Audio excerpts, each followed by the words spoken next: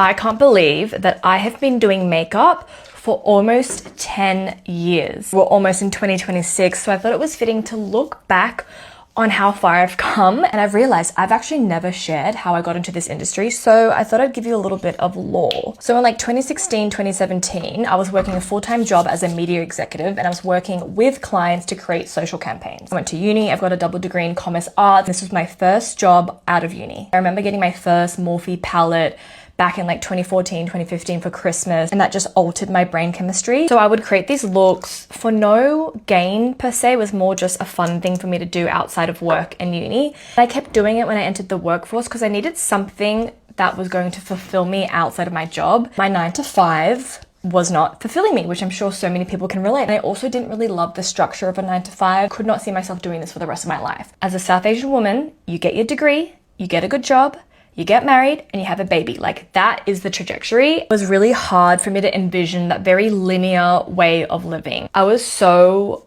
unsure as to whether I should quit my job and pursue content creation full time, especially when it wasn't really a thing back then. This was like 2015, 2016. Then I had a talent agency reach out to manage me as my following was growing because I was still banging out these looks, crazy full faces of makeup, even after my full-time job. So I would come home at like 6:30 and do a full look.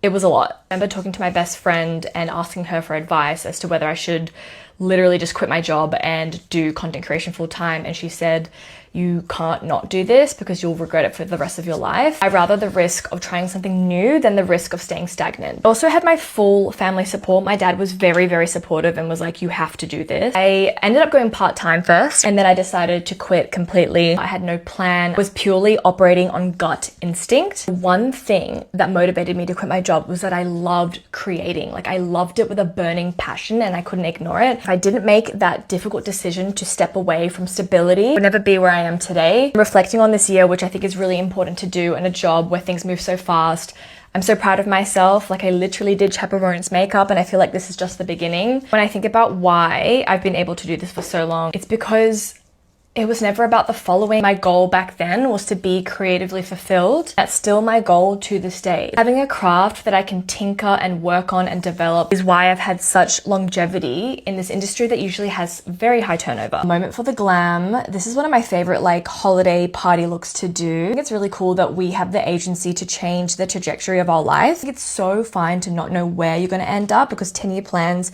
are very much overrated, but rather make decisions based on your gut instinct and pure passion. So yeah, that's pretty much how I ended up where I am, and now I get to paint my face as a career.